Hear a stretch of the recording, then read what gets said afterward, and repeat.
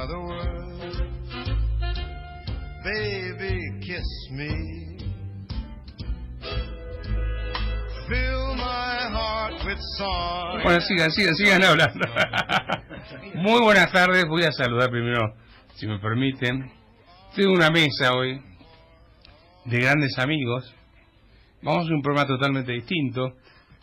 Vamos a hacer aportes. Lo tengo a mi derecha. Vamos a empezar por los más jóvenes. Miguel Oromí. ¿Cómo te va, Miguel? ¿Qué tal, Roberto? ¿Cómo andás? Bien, gracias por venir. Bueno, Miguel Oromí, voy a hacer un pequeño currículum. Miguel Oromí escribió en el año 81-82 un libro junto con Alex Chafuen y creo que ayudó Viviana Morandi. También, sí. Creo que es el primer libro que se escribió sobre reforma del Estado en Argentina. Exactamente. ¿Sí? No sé si fue el primero, ¿no? Bueno, no sé si fue el primero. Uno de los primeros, vamos, por no decir, era la reforma del Estado según la Constitución de 1853. Exactamente. ¿Sí sería? Sí. Estimado Agustín Echevarri, que acaba de hacer algo, no tenés ojos tan lindos como ¿cómo se llama? Gloria Álvarez, pero hiciste un video que muestra cómo se disparó de nuevo el Estado. Los ravioles. Los ravioles y los ñoquis abajo de los ravioles. Adentro. Adentro, claro. Y el querido Gustavo Lázari, ¿cómo lo podemos presentar? Hincha de Chicago, lo más importante, con eso estoy. que es lo más relevante de todo. Todo ¿sí? lo demás todo lo demás no es relevante. No es relevante. Y, bueno, economista. Y les pedí si podían venir hoy, porque me interesaría debatir entre nosotros, no atacar, sino proponer. O sea, la idea es, mira, yo creo que esto no se hace así, habría que hacerlo de esta otra manera, o coincido como se está haciendo, etcétera, ¿sí? Me refiero básicamente a la política económica. Hoy estoy intercambiando unos tweets y con Lucas Liach justamente digo, mira, el problema principal que tienen es quebrar la barrera de la inflación, de la core inflation, la inflación núcleo, del 1,5, porque eso les da un 20% no y no pueden. Me dice, tenés razón, y digo, bueno, ahí tienen un problema que es fiscal. Y yo creo que ese es el tema por el cual a mí me parece que podríamos empezar, si les parece, a intercambiar ideas. Yo le pediría a la audiencia que escuche este programa, porque va a ser de antología, porque vamos a hacer propuestas. Tiro mi tip y escucho comentarios. No sé si esto de dejar congelado el gasto público en términos reales y creer que la economía va a crecer me va a servir. ¿Sí? Que es a lo que está apostando el gobierno. Me parece que después de las elecciones, si al gobierno le va bien, debería ser algo mucho más potente en materia de reforma del Estado, baja de impuestos y reforma laboral. Escucho. ¿Quién quiere largar? Bueno, yo te largo con un tema que es el timing del problema. ¿Cuánto tiempo tenemos para hacer las reformas? Y ahí el punto es que la deuda está creciendo a un ritmo tan grande que hemos absorbido el año pasado el 35% de todas las emisiones de deuda emergente. Y este año tal vez vamos a absorber, por ejemplo, el 25%. Y Argentina tiene el 0,5% del PIB mundial. De forma tal que eso te da un lapso de tiempo. No tenemos mucho tiempo. No es posible pensar que vamos a solucionar este problema dentro de 10 años o durante 10 años. Mucho antes que eso, en algún momento, los mercados te van a decir, no te presto más plata.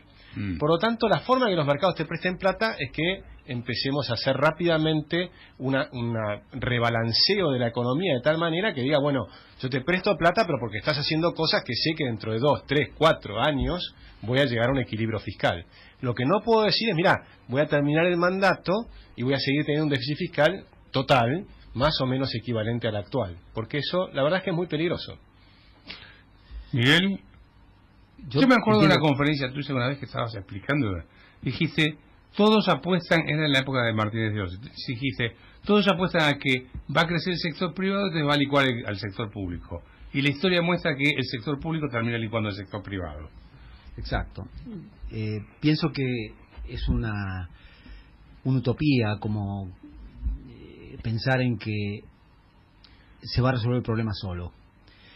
A través del crecimiento, o sea, crece el Producto Bruto y el gasto permanece como es fijo, se lo considera fijo.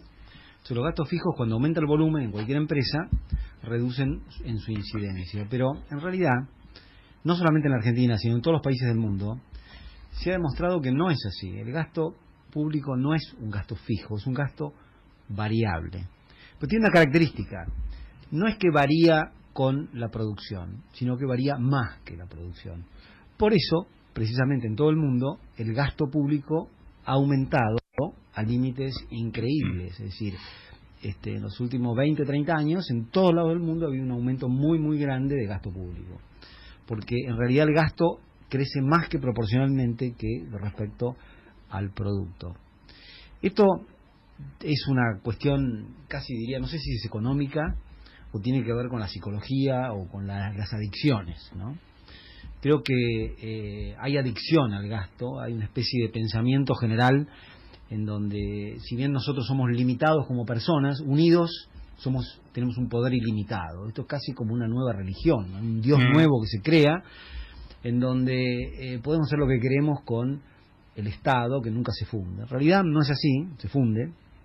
Yo en mi vida vi seis casos, el 58 con Frondizi, donde se inauguró la hiperinflación con 113,7% de inflación en el año 58, lo vi en el 75 con Rodrigo, lo viví en el 81 con Martínez Dios, lo viví en el 89 con Alfonsín, en el 91 con Menem, hasta que apareció la convertibilidad, y en el 2001. Entonces, en realidad no es que el Estado no se funde, ¿no? Tiene estos cracks que son como infartos, porque en realidad el Estado también es limitado. Entonces, afirmativamente creo que sí, que el gasto público no es un gasto fijo, es más que variable respecto al aumento del producto. Ahora volvemos a este punto. Hoy estaba ahí, ya te doy la palabra, Gustavo, pero vos sabés que me fijé cómo había evolucionado el gasto en la Unión Europea desde la década del 70. Puse dos gráficos, ¿sí? ¿Cómo evolucionó el gasto público? El promedio de la Unión Europea, ojo, ¿no? Y claro, se dispara, crece, se estabiliza en el 30 y pico por ciento. Hay países que tienen 48 más, pero el promedio te da 38, 39%, eso que hay 40. Y mirás la tasa de crecimiento del Producto Bruto y viene en bajada o estancado. O sea, porque acá ellos dicen, y mirá, Europa tiene el mismo nivel de gasto público que nosotros, más o menos, y no están en crisis. Esto es cuestión de administrarlo bien. Eso diría, bueno, es para el debate, pero mirá que Europa no crece, está estancada. Pero ahí hay un punto, porque una cosa es tener un estado de bienestar muy grande cuando ya sos rico, sí. Entonces no creces, pero ya sos rico, y otra cosa es cuando tenés ingresos medios bajos, como la Argentina, y tenés ese enorme estado de bienestar y no creces, porque entonces nunca vas a dejar de estar en ingresos medios bajos. Estás en el peor de los mundos. Estás en el peor de los mundos. Mira, yo creo que un error que estamos cometiendo desde hace muchas décadas es esperar el momento propicio para encarar el problema. Nunca hay un momento propicio. El momento propicio es cuando tenés el problema. Entonces decimos, no, esperemos las elecciones, esperemos la reelección, y siempre estás pateando para adelante, con lo cual lo agravas. Y hay otro tema que tenemos, es creer que una reforma de fondo que realmente cambie la estructura de todo lo que vemos es una utopía. Utopía es pretender salir del barro adentro del barro. Eso es una utopía. Utopía es pretender que esta estructura impositiva alguna vez funcione, o que las regulaciones alguna vez sean eficientes, o que el gasto público alguna vez baje. No metemos la pólvora, no esperemos eso. El camino del gobierno está claramente equivocado por dos motivos. Primero, porque, como dice Miguel, el gasto no se va a congelar, no hay ninguna posibilidad de que el gasto se congele. En segundo lugar, porque está esperando que la carreta vaya más rápido que el Fórmula 1. El crecimiento no va a ir más rápido que el gasto. Por eso creo que Argentina tiene que, yo no sé por qué esperamos las elecciones, antes, en cualquier momento, empezar a discutir, creo que son los tres temas que hoy necesita discutir Argentina. Una reforma impositiva de verdad. De verdad significa que muchos impuestos que conocemos no los vamos a nombrar más. Sí. Que hay que eliminar el impuesto de ingreso bruto y poner un tax sobre la última venta como Estados Unidos. Yo copiaría la estructura de Estados Unidos y la traería acá. Impuesto al cheque. Pero eso no entra en discusión. O sea, no hace falta ni nombrarlo. Y como dice Alberti, el rol del legislador es más derogar que legislar. Una estructura impositiva, y lo único que tenemos que pensar es cómo pasamos de la que tenemos a la nueva. Y cómo garantizamos que la nueva funcione por 30 años. Entonces, ese es el tema que tenemos que estar discutiendo. Y yo me atrevo a aventurar, sin ser un econometrista ni un matemático, que una estructura impositiva racional recaude igual o más que lo que tenemos ahora. Porque yo tengo una cuenta pavota. El IVA es el 21% del valor agregado. Sí, del ¿no? producto bruto. Si tributara el 100% del valor agregado, recaudarías 21 pesos. Por cada 100 recaudas 21. Como tributa el 60%, vos recaudás 12 pesos. Bueno, un IVA del 15% no recauda más que un IVA del 21 sobre 60. Sí. Un IVA del 15 sobre 100 no recauda más que uno. Y así haces con todos los impuestos. Es más, estoy haciendo estática comparada. Si vos, y esto lo sabemos por muchos kilómetros de lectura, una estructura impositiva racional te aumenta la base imponible. Es bastante razonable pensar que te aumenta la recaudación. La curva de Laffer está diciendo básicamente. Curva de Laffer, pero yo diría exponencial. ¿Por qué? Porque hoy la gente que está fuera del sistema te tributa cero. En realidad tributa bastante, ¿no? Porque paga los impuestos de consumo. Sí, bueno, pero no, pero, si estás adentro, tributas muchísimo más. Si vos incorporás a esa gente a una estructura racional y la premiás, y hay dos formas, si querés tiramos la propuesta de premiarla. Una es natural, que es bastante difícil que en Argentina suceda, que es el sistema bancario, y la otra con un diseño político, después lo hablamos. No, pero pará, antes de entrar en el tema impositivo, que sin duda es... Pasa que es difícil, ¿viste? Siempre uno que habla de gasto, tenés que ir al lado de los impuestos, porque es la contracara, ¿no es cierto? Pero supongamos que yo soy Macri, ¿sí? Y viene Duhovne y me dice, o el grupo de economistas, y me dice, no, mira, acá no se puede bajar el gasto público porque hay crisis social, etcétera, etcétera. Entonces lo que hay que hacer es congelarlo en términos reales, que no suba más que la tasa de inflación. Y la economía va a crecer, no sabemos todavía muy bien por qué va a crecer, pero... Y vienen ustedes, y les digo, del otro lado digo, bueno, ahora quiero escuchar la opinión de ustedes.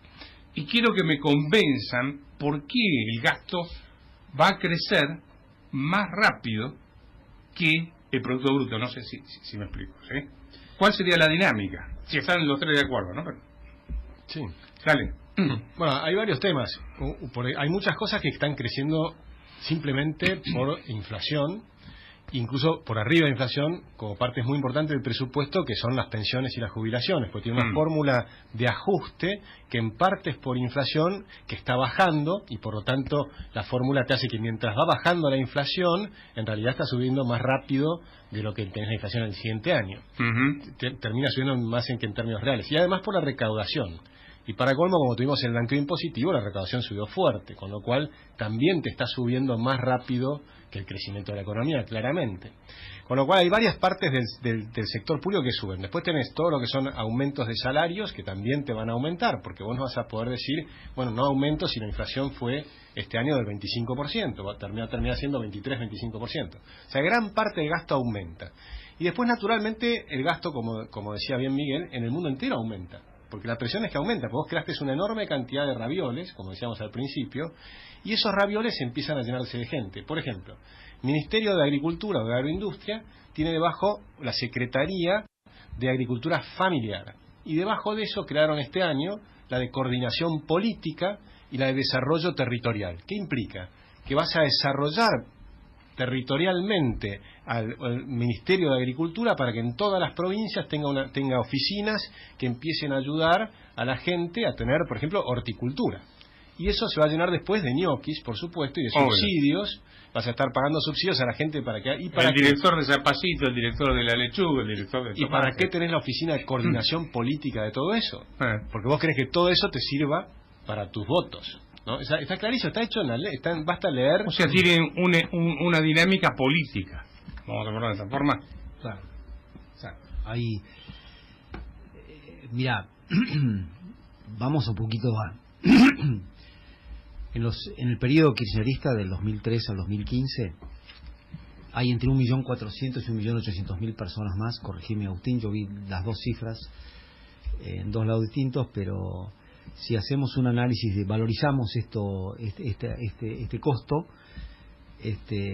hay 1.400.000 y 1.800.000 más adicionales, ¿cierto? A nivel nación, provincias y municipios. Exacto. Si nosotros valorizamos eso con dos, tres hipótesis de cuánto cobran por mes cada uno, llegamos aproximadamente a que el costo adicional que tiene este personal, haciendo hipótesis mínimas y conservadores, es toda la exportación agropecuaria, 24.000 millones de dólares. Entonces, son cifras escalofriantes. Si vos analizás que el 17 aumentó del 30 al 47% el gasto en el periodo kirchnerista, estamos hablando de 90.000 millones de dólares. O sea, estamos hablando de casi 4 veces las exportaciones agropecuarias. El aumento en el gasto anual, no solamente el aumento en el personal, que fue lo primero que dije, sino el aumento del gasto. O sea que los números son enormes. Es como si vos tuvieras un ejército de ocupación a lo largo y a lo ancho del país de 2 millones de personas que exigen que se las mantengan. Entonces, eso es empleo público. Eso empleo. Después tenemos todo lo que es planes sociales. Por eso pasás de, eso es una trosca de plata que por eso pasás de los 25.000 millones a los 80.000 millones. Hay 4 temas, ¿no? Los planes sociales, el empleo público, las jubilaciones, que recordemos que vieron a 3 millones de personas que no hicieron sus aportes, pero que ahora hay que pagarles. Ahora no puedo tocar, ¿no? Y después los subsidios. Subsidios económicos. Los subsidios económicos. En realidad las 4 cosas hay que tocar. Por ejemplo, el tema de la reforma, nosotros proponemos una reforma previsional que simplemente es lógica. Los seres humanos hoy tienen una esperanza de vida mucho más larga que hace 40 años. O sea, si antes tenías una jubilación a los 65, pero en esa época el promedio de vida era 65, 70 años, bueno, hoy no. Hoy vamos a estar a los 76 y llegando a los 80.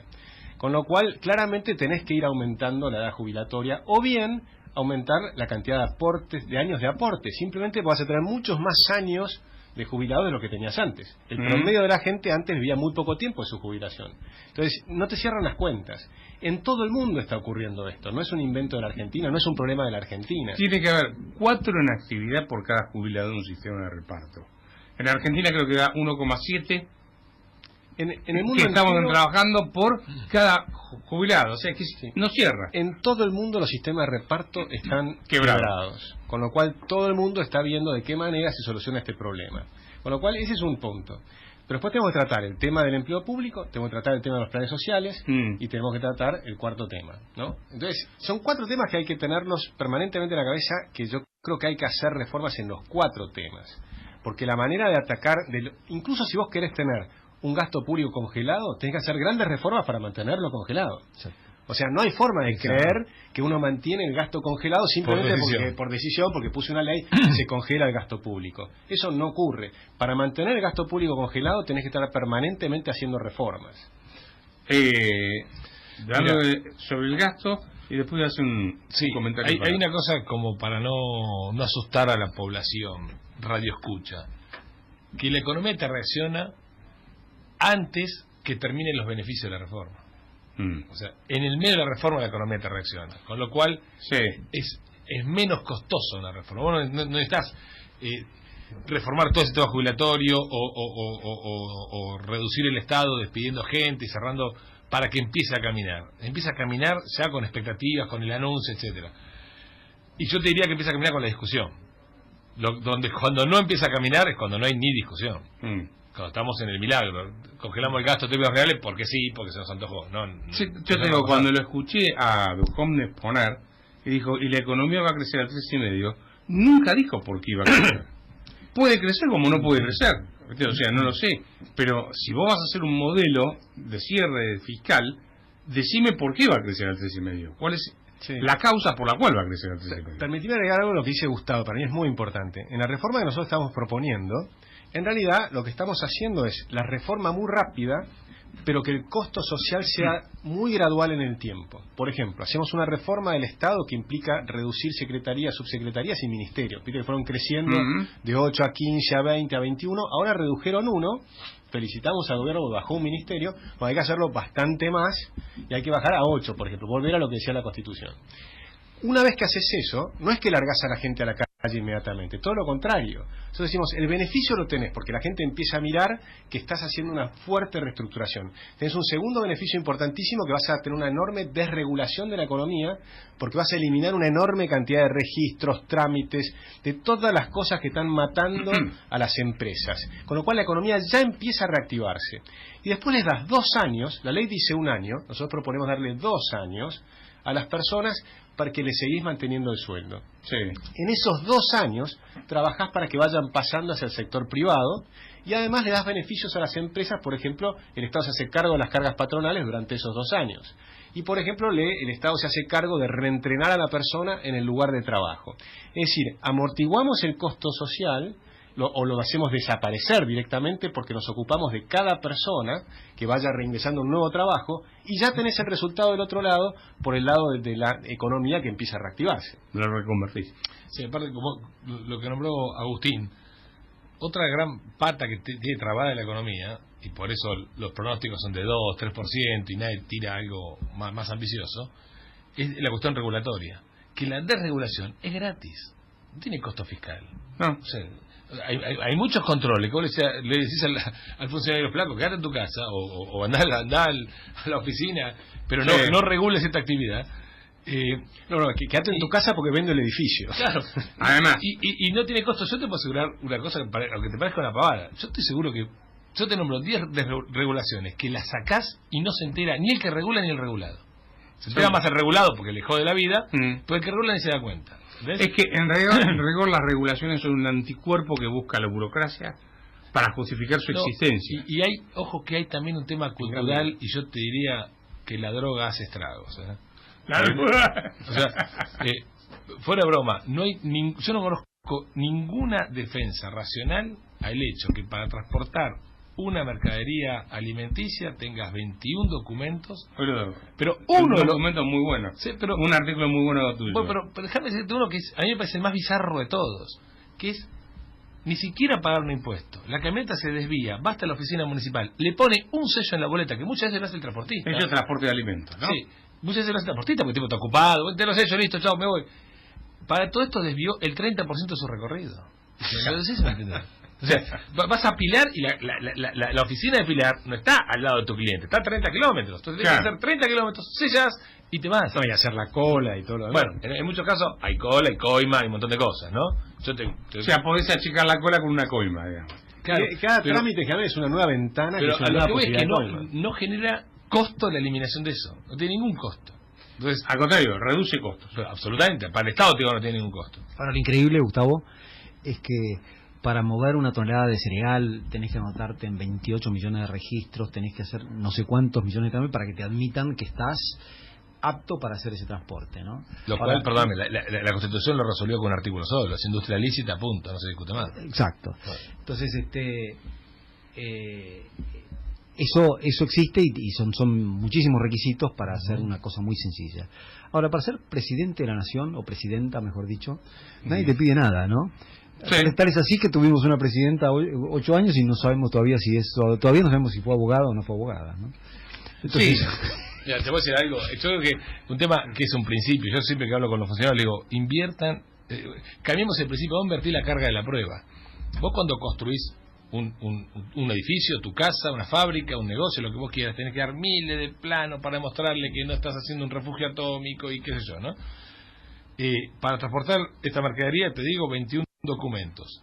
A un fleterito de una Fiorino lo pueden parar 8 organismos, 3 de los cuales están armados: la gendarmería, la policía y la policía de la ciudad. A un motochorro no para nadie, pero el tipo que a tiene un una chorro bombiola, no sí. le podés pedir el DNI. Claro. Se te para un pibe en tu casa, en la puerta de tu casa.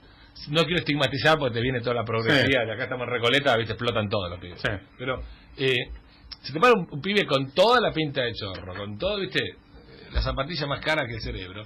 Y ya dicen, no sigue errarse, bueno, uno sanamente inventa la sospecha, y la policía, llamás a la policía y no le puede pedir el documento. Pero al que comercia, al que crea riqueza, sí. Claro. Entonces, ahí te das cuenta que el Estado está al revés. El Estado está para digamos, esquilmar al tipo que labura. A ver, en materia de gasto público yo diría esto. 3 cosas. 1, argumento número 1, que te dicen, no se puede hacer porque habrá una crisis social. Y yo siempre, me dicen, acordate de Ricardo López Murphy que quiso bajar 3.000 millones de dólares de gasto. Y bueno, digo, justamente, no lo dejaron bajar 3.000 millones de dólares de gasto público, y después eso desembocó en una crisis mucho peor, que fue social, política, institucional, económica. Te confiscaron la plata, el Producto Bruto cayó el 15%. O sea, el costo de no hacer eso Es enorme. es mucho mayor al de hacerlo. Se perdieron más de 1 millón de empleos privados, Claro.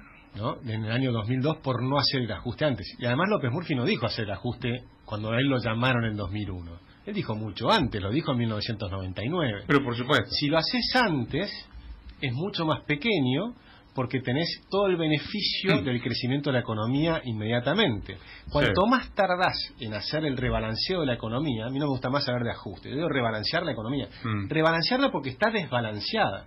Porque hace 15 años atrás había 7 millones de personas trabajando en el sector privado formal y 7 millones de personas recibiendo un cheque del Estado. Y hoy hay 20 millones de personas recibiendo un cheque del Estado y 8 millones en el sector privado. Está totalmente desbalanceado. Balancearlo implica empezar a transferir gente hacia el sector privado, empezar a pensar en Argentina productiva. Y acá hay un tema que me gustaría que tratemos, que son las obras públicas. Las obras públicas hay que pensarlas en función de lo más importante ahora, que es que se reactive la economía. Tienen que ser obras que les permitan bajar los costos a las empresas. Entonces, por ejemplo, yo no haría de ninguna manera el soterramiento del Sarmiento, que cuesta 10 veces más que lo que propone la Academia de Ingeniería, que son los pasos bajo nivel. No haría, por ejemplo, el RER, que es unir Constitución y Retiro abajo de la 9 de julio, una obra faraónica de 3.600 millones de dólares.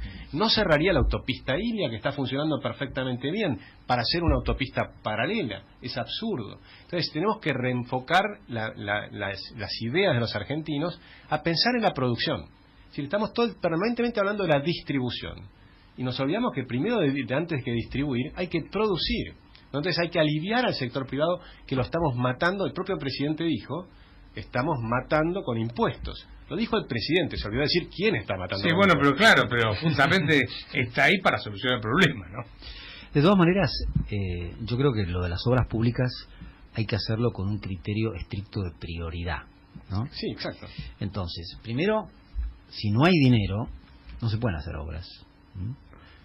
Hay que hacerlas a las obras si hay dinero. Entonces, acá se hacen obras y de repente no está el dinero. Entonces, ¿cuál es la prioridad máxima? ¿Qué obra en la Argentina tiene el mayor efecto multiplicador sobre toda la gente, sobre todas las personas, sobre todas las provincias, sobre todo el territorio? La obra esa es la eliminación de la inflación. Entonces, la eliminación de la inflación tiene prioridad sobre todo el resto de cualquier obra que se haga, porque es como una obra pública, realmente usando bien las palabras. Entonces, si resulta que yo no tengo resuelto el problema del déficit, yo no puedo estar haciendo obras públicas, por más que sean necesarias, porque si resulta que porque hay necesidad se puede gastar sin tener recursos, entonces vivimos en jauja. Pero Ahora, un un punto sobre la obra pública que me tiene obsesionado. Porque acá estamos tomando deuda a marcha forzada, deuda salva, ¿sí? Yo digo, a ver, si yo me endeudo para cubrir un déficit fiscal permanente, seguro que voy a terminar mal, porque el gasto se me dispara, porque todos los años tengo que pagar más intereses. O sea, cuando hago la renovación de deuda más intereses, el monto me va creciendo y entonces el 10% de interés, o 8, 10, lo que sea, es sobre una base mayor y se me dispara y el peso de los intereses sobre el gasto crece. Digo, de repente hay una suba en los intereses, que es lo que... Bueno, está bien, pero lo que digo es, en vez de endeudarme para cubrir el gasto o el déficit fiscal, ¿por qué no me endeudo para hacer la reforma del Estado? O sea, como si fuese una empresa. Pido al banco para reestructurar la empresa, cambiar el flujo donde el gasto me baja, y eso me va a permitir aumentar el ingreso, y entonces se repaga solo el crédito. Estos créditos no se pueden repagar nunca. No sé si coinciden conmigo. Totalmente de acuerdo. O sea, lo primero que le diría a Mauricio Macri es: para con esto de endeudarte para cubrir el déficit fiscal. Ya hay que hacer una reforma del Estado y conseguir crédito para reformar el Estado, que se va a pagar solo el crédito. Sí, y yo estoy de acuerdo con lo que dice Miguel, pero déjame decir alguna cosa. Desde el punto de vista político, frenar toda la obra pública implicaría una imposibilidad, porque tenés una cantidad de gente que está trabajando en eso, empresas, etcétera. Lo que yo digo es redireccionar. ¿Por qué? Porque, por ejemplo, hoy tenés millones de hectáreas inundadas, y que además ahora va a empezar a llover nuevamente en septiembre, con la temporada de lluvias, y va a ser un problemón, ¿no? En parte de Santa Fe, la provincia de Buenos Aires, etcétera. Con lo cual, si vos lográs hacer obras para que aliviar el agua rápidamente, eso implica que el año siguiente ya te aumenta la cosecha y te aumentan los impuestos y se repaga muy rápido. Hay otras obras que no se repagan nunca. O sea, el RER no se va a repagar nunca. cerrar la autopista ahí ya no se va a repagar jamás. El ecoparque arriba de una autopista. Hacer Ahora, un parque arriba de la autopista. yo planteo esto. No, estoy de Porque acuerdo, Agustín, que A Stalin no se le ocurrió evidentemente, esa pavada. evidentemente hay que ir a las prioridades, a las obras que tienen más repago, hacerlas primero. Estoy de acuerdo, hay que ver cada caso específico, pero si no hay, y hay un déficit, hay que hacer como uno hace en la economía familiar, ¿no? Esta idea de que la economía pública está disociada de lo que uno hace en la casa es un disparate. Es decir, si vos no tenés dinero y no llegás a fin de mes, no te puedes hacer un piso nuevo en tu casa o reconstruir el baño, tenés que vivir con lo que tenés. Ahora, dejarme un poquito volver al tema de las propuestas de gasto público, ¿no? Yo creo que este asunto es más psicológico que económico, organizativo, ¿no?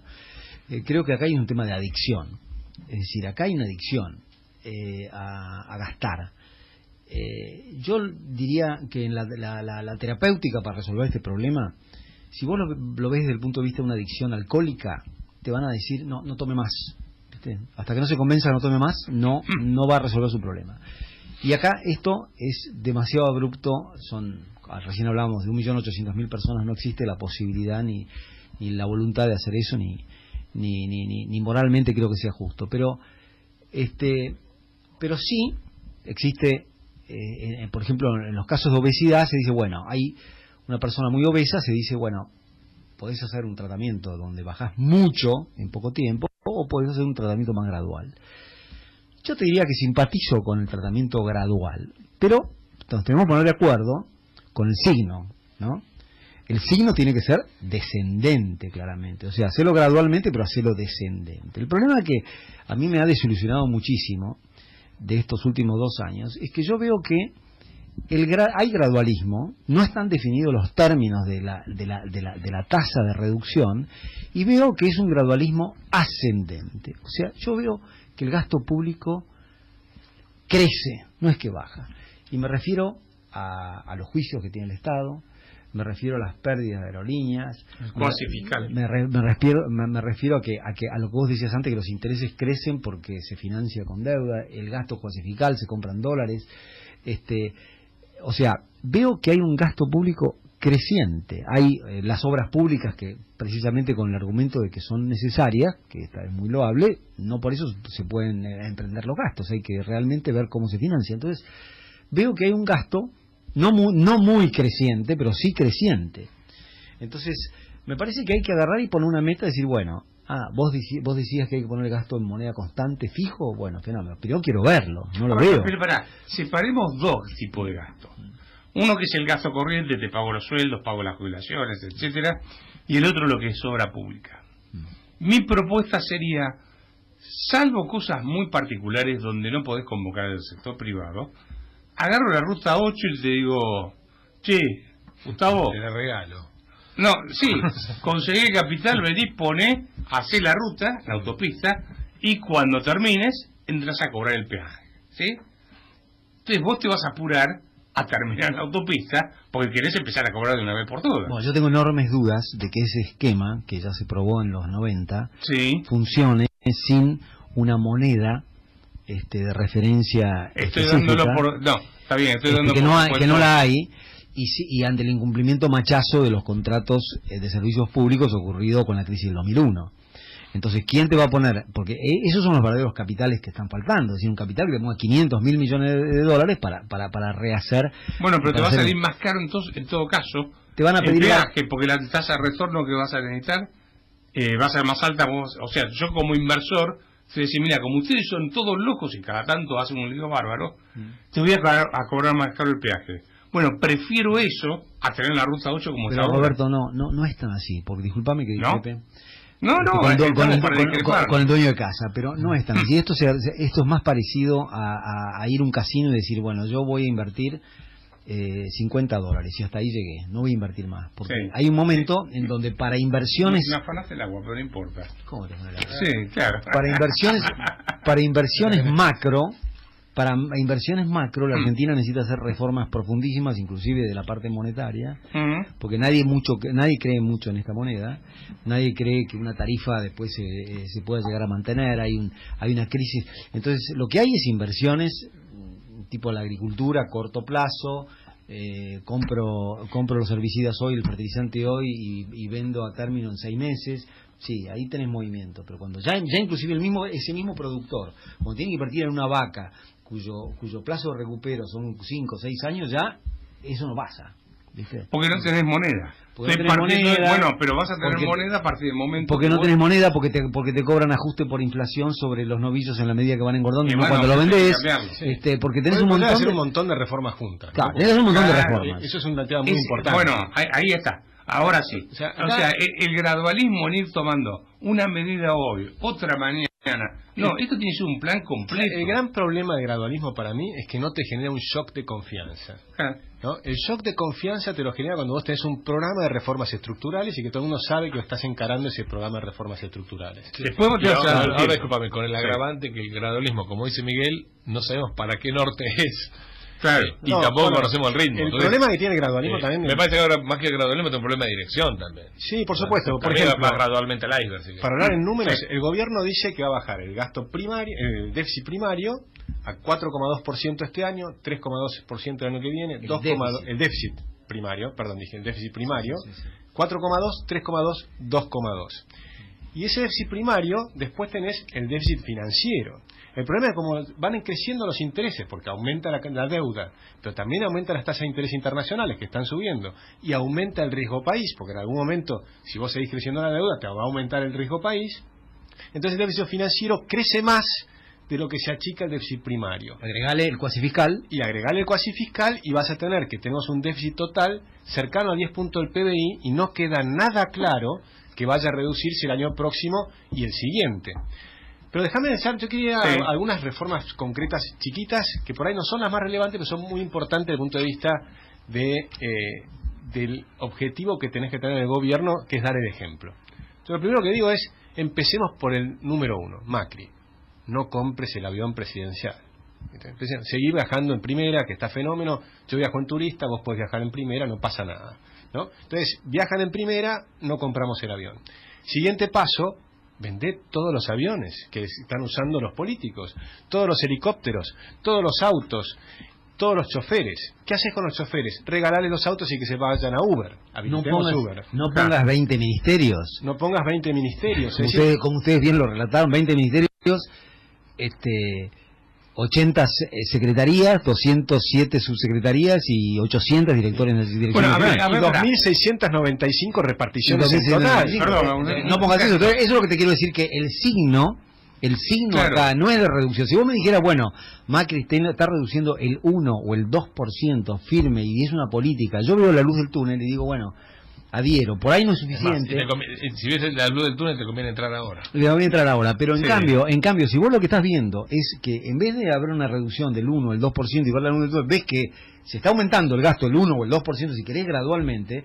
Es como cuando yo digo, bueno, voy a bajar de peso, estoy en 80, y bueno, voy a estar en un mes en 79, en 2 meses en 78, y de repente me encuentro el mes siguiente como que estoy en 81, estoy en 82. A ver, yo les voy a decir esto. Te hago otra propuesta desde la izquierda. ¿Te puedo dar una propuesta de la izquierda? No, primero déjame hacerte algo sobre la... Hace mucho no lo vi a Agustín, no tenía algo ese cambio. Es más de ultra izquierda. De ultra izquierda va a ser una... Bueno, no, entonces está censurado, básicamente... Te va a divertir. Ahora se me la propuesta izquierda, no te pude decir, me va bajando la silla, no sé por qué, pero bueno, lo que me van a saltar a la yugular, tal vez algunos gente, pero vieron que estuvo el debate Brancatel y Vidal. Sí, lo vi. Si uno miraba ese debate, era ver quién se tiraba con más populismo. Sí. Porque en rigor era, no, porque yo hago más por los pobres y pongo más oficinas y hago más y llevo esto. Nadie pone una oficina por lo menos con una persona por barrio. Yo digo, en una Villa Miseria vos pones una persona. Sí. Yo creo que te la comen viva, ¿no? Pero además, pero no sé si tiene sentido, pero ¿por qué? A ver, lo que están proponiendo, cuando decimos cuál es la dirección, a mí me parece que la dirección es justamente, si querés iban para Mar del Plata, agarraron por la 9. Cuando escucho ese discurso. Sí. Entonces, si lo agarraría a Macri y le diría, che, mirá, lo primero que tenés que hacer, un presidente tiene que educar, tiene que marcar un rumbo y tiene que empezar a explicar que la gente no quiere vivir de subsidios, o no tiene que vivir de subsidios, sino que tiene que vivir de su laburo. Yo creo que Macri lo tiene más claro que el resto de sus colaboradores. Sí, Totalmente de acuerdo. No sé si están... Totalmente de acuerdo. Macri sería el mejor ministro de Economía que tiene. Sí, que tenés que poner... Sí, y tampoco, ojo, No. está haciendo la de Kirchner, ¿no? Viste que Kirchner dijo, bueno, el ministro soy yo. Sí. Kirchner no sabía nada de economía y puso a un Fernández, ¿te acuerdas que no hablaba? Sí. Bueno, espera, ¿vos querías hacer una propuesta zurda? Sí, una propuesta progre, bien progre.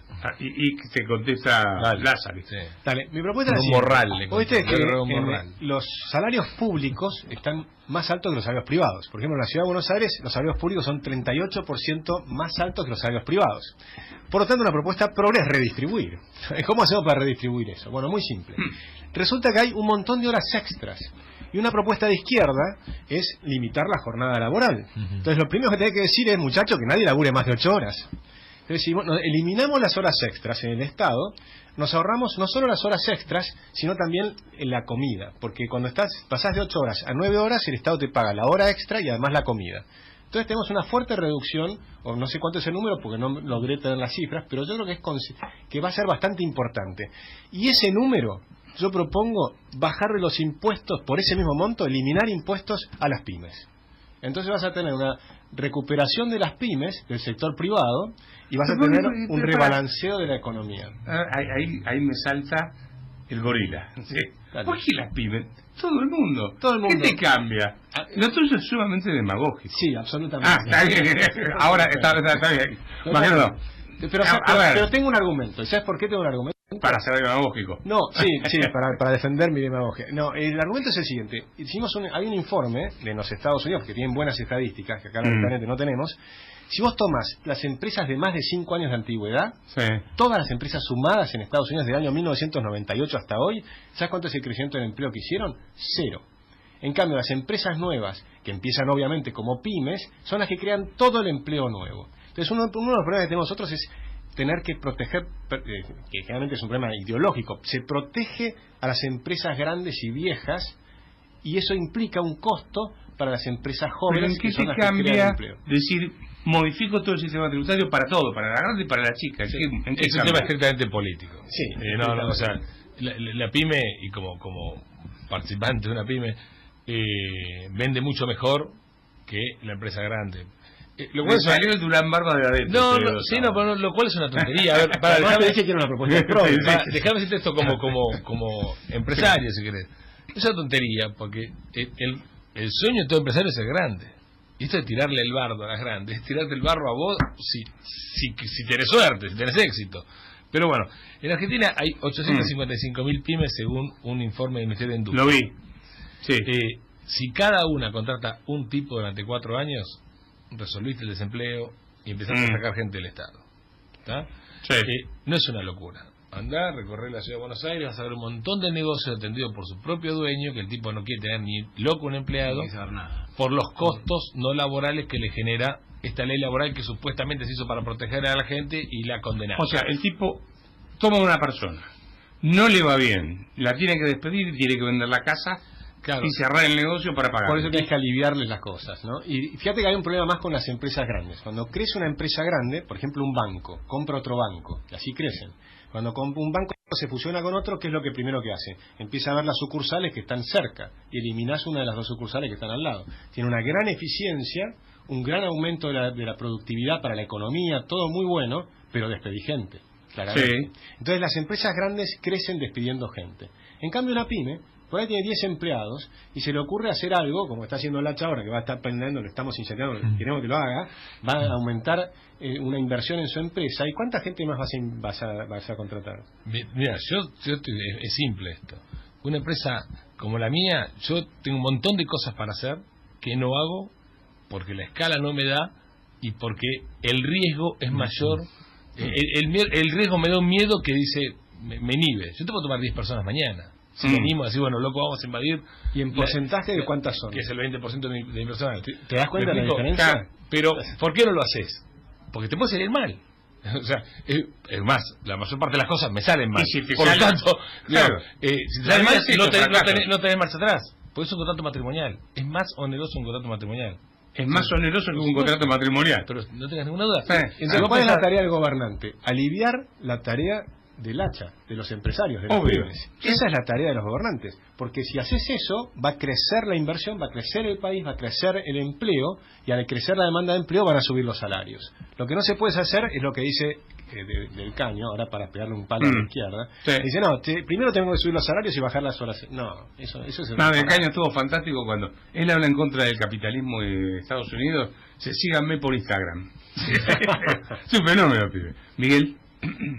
No, estoy de acuerdo. Creo que si se pusiera una meta clara de reducción, aunque sea del 1 o del 2% en moneda constante por año, y que se La explicara reducción del gasto. la reducción del gasto público. A mí me preocupa más la reducción del gasto público que la reducción del déficit.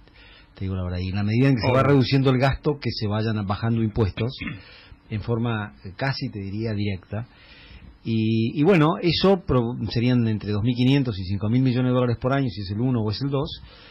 Y bueno, y eso podría traer una solución, pero y a la gente le permitiría ver la luz del túnel.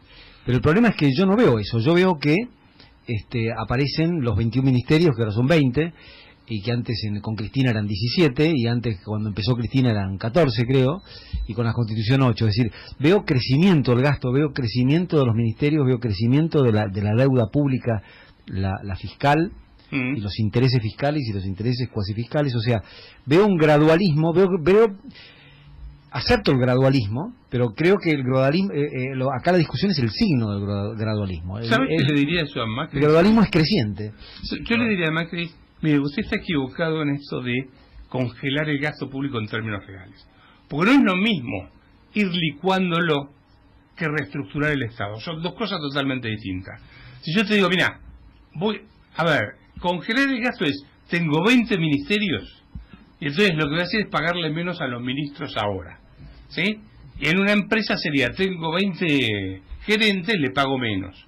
Y en realidad la empresa lo que necesito, en vez de tener 20 gerentes, tengo que tener 6, 7 u 8, ¿sí? No es lo mismo reestructurar que bajar en términos reales, porque dejo en términos reales algo ineficiente, dejo un mamotreto que no le sirve a nadie. Y tal vez el gasto público en algunos rubros tenés que aumentarlo, que eso es seguridad, por ejemplo. Robert, no sé, por si mañana Dios se apiada de vuelta a Argentina, que ya Dios se apiadó muchas veces, algún rosario que mande para acá. Y la soja vuelve a 600 y vaca muerta produce sola y empezamos a tener renta extraordinaria y se nos va el déficit y tenemos este mismo desastre de gasto público. Y vamos a seguir teniendo la misma economía privada estancada, producto de las tres mordazas: los costos laborales, las regulaciones y los impuestos. Ahora, dejamos me quedan 5 minutos. 5 minutos. Y en eso, porque quiero que hagamos un resumen muy rápido de lo que propondríamos, ¿sí? Uno es reestructurar el Estado. Sin duda. Y lo haríamos tomando deuda si es necesario.